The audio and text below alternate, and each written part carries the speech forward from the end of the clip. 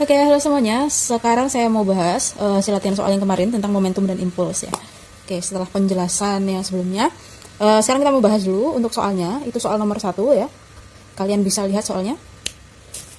Itu ya. Sebuah bola bermasa 0,5 kg, seperti biasa, yang harus kalian tuliskan adalah apa saja yang diketahui. Ini untuk membantu kalian memudahkan dan memahami maksud soalnya itu seperti apa gitu. Sebuah bola bermasa 0,5 kg berarti M-nya ya 0,5 kg. Mula-mula diam. Nah, mula-mula diam itu berarti kan kondisi kecepatannya sama dengan 0 ya. Kemudian setelah dipukul dengan tongkat, kecepatan bola menjadi 40 meter per sekon. Berarti yang mula-mula diam itu adalah V1 dan V2-nya adalah 40 meter per second. Oke, hitunglah besarnya impuls dari gaya pemukul tersebut. Berarti yang ditanya adalah impulsnya. Impuls berapa? Nah, dari penjelasan sebelumnya kan kita tahu bahwasanya besarnya impuls itu berapa? Besarnya impuls sama dengan F dikali T ya. Nah, sekarang apakah rumus I sama dengan F dikali T ini bisa dipakai? Kita lihat ternyata yang diketahui itu cuma M sama V. Maka yang kita pakai adalah persamaan impuls dan momentum ya. Dimana besarnya impuls sama dengan besarnya momentum. Nah, berarti impuls ini sama dengan I ya. Momentum itu sama dengan P, I sama dengan P. Karena I sama dengan P, berarti kita bisa memakai rumusnya momentum. Besarnya I sama dengan massa kali delta V, gitu ya. Nah, sekarang tinggal masukin aja, M-nya berapa? 0,5. V-nya 40 dikurangi 0, berarti 0,5 dikali 40 berapa? 20. Satuannya Newton second.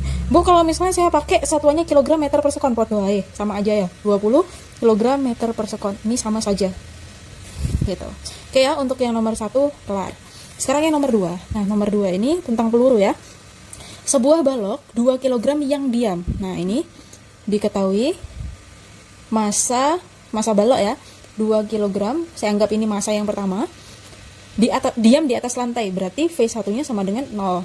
Ditembak dengan sebutir peluru bermassa 120 gram. Berarti apa itu?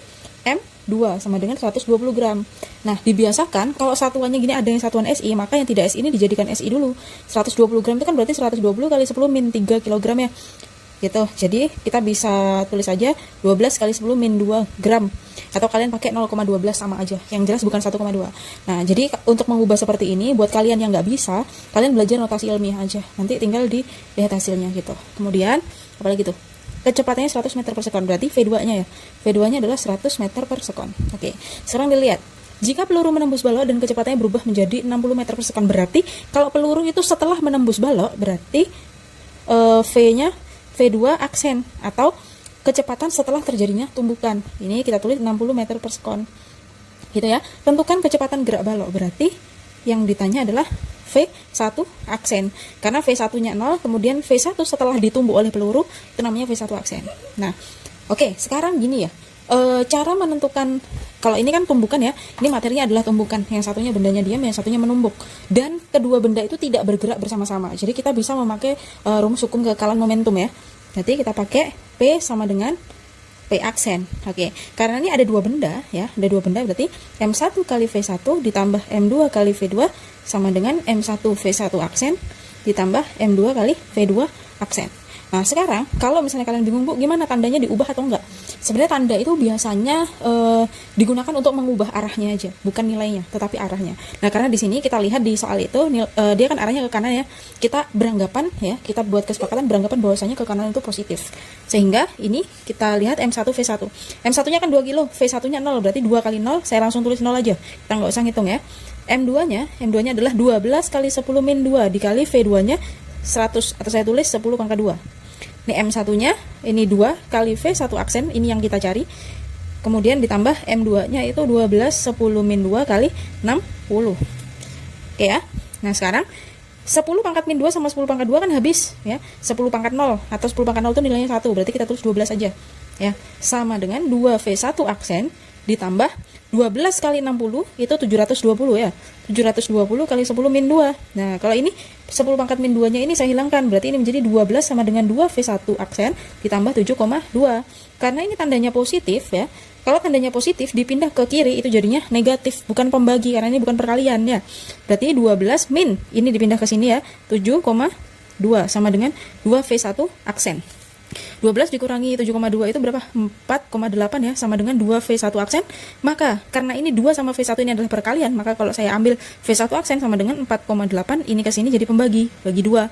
Berapa? 2,4 meter per second. Biasa kan kalau belajar fisika itu ditulis satuannya ya, karena satuan itu juga sebagai identitas ya di dalam fisika itu. Oke, sekarang kita lanjut di nomor 3. Nah, nomor 3. Apa itu? Nomor 3, sebuah bola bermasa 2 kg dalam keadaan diam. Oke, kita tulis yang diketahui. Bola dalam keadaan diam berarti 0,2 kg. Berarti V-nya sama dengan 0 ya. Kemudian dipukul sehingga bola meluncur dengan kelajuan. Berarti ini V1, ini V2 ya. 150 meter per second. Bila lamanya pemukul menyentuh bola, lamanya, kalau ada lamanya, kalau kalian nggak ngerti itu, aduh simbolnya apa ya? Lamanya itu apa ya? Gitu tuh dilihat satuannya, detik. Detik itu adalah satuannya waktu, berarti T sama dengan 0,1 detik. Detik sama second itu sama. Oke, sekarang maka besar gaya pemukul adalah, berarti yang ditanya apa? F ya. Nah, sekarang kita lihat ternyata ini kompleks soalnya. Ada M, ada V, ada T, yang dicari F. Maka yang kita pakai rumus yang mana? Pakai yang ini, persamaan momentum dan impuls, hubungan antara impuls dan momentum. Karena Ft itu adalah impuls, Mv sama dengan momentum, berarti impuls sama dengan momentum. Nah, impuls rumusnya apa? F dikali T. Momentum rumusnya apa? M kali delta V, ya kan? Maka F-nya ini yang kita cari dikali T-nya 0,1 sama dengan M-nya 0,2 dikali 150 dikurangi 0, tetap 150 ya.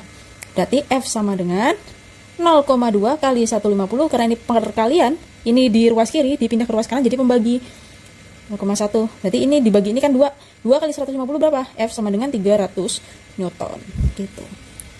Oke ya, jelas ya. Oke, kita lanjutkan nomor 4 nih. Nah, nomor 4 nih, oke, tadi ini kan kalau yang nomor 2 ini adalah kita bisa pakai hukum kekalahan momentum atau di tumbukan lenting sempurna ya. Untuk yang nomor 4 ini adalah ciri-ciri tumbukan lenting sebagian.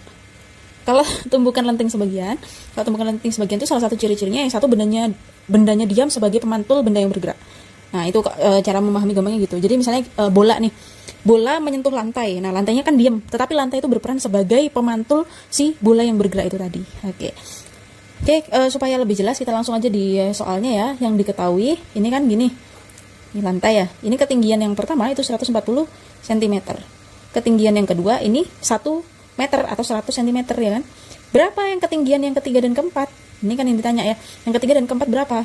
Nah, maka caranya menjawab adalah kita pakai kalau tumbukan lenting sebagian itu ciri-cirinya nilai koefisien restitusi E sama dengan akar H2 per H1.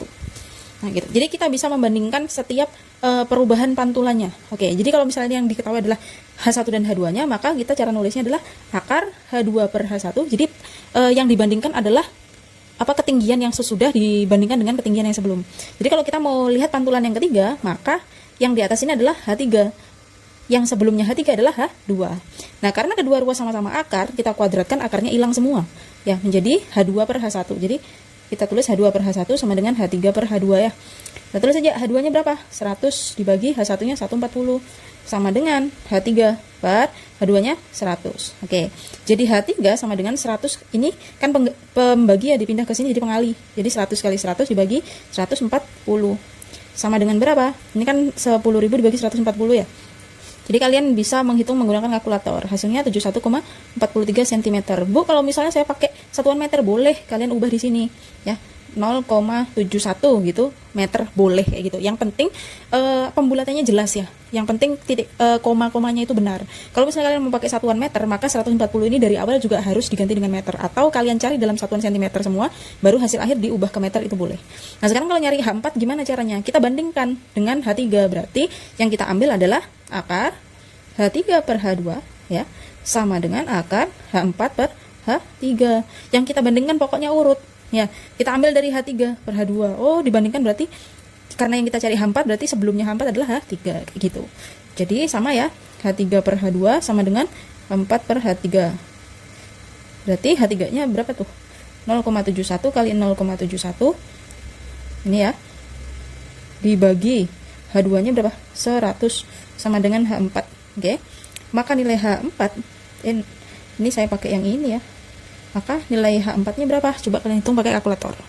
Oke, nilai pembulatannya adalah 0,51 meter ya.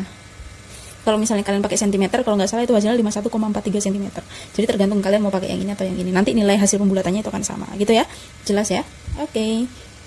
Nah, untuk yang nomor 5 saya tidak bahas di sini karena itu ada kesalahan di soalnya. Nanti saya akan bahas dengan contoh soal yang lebih lengkap dan jelas. Oke? Selamat belajar, selamat memperbaiki. Kemarin kalau ada yang salah silahkan dibuat perbaikannya di bukunya masing-masing. Oke, good luck.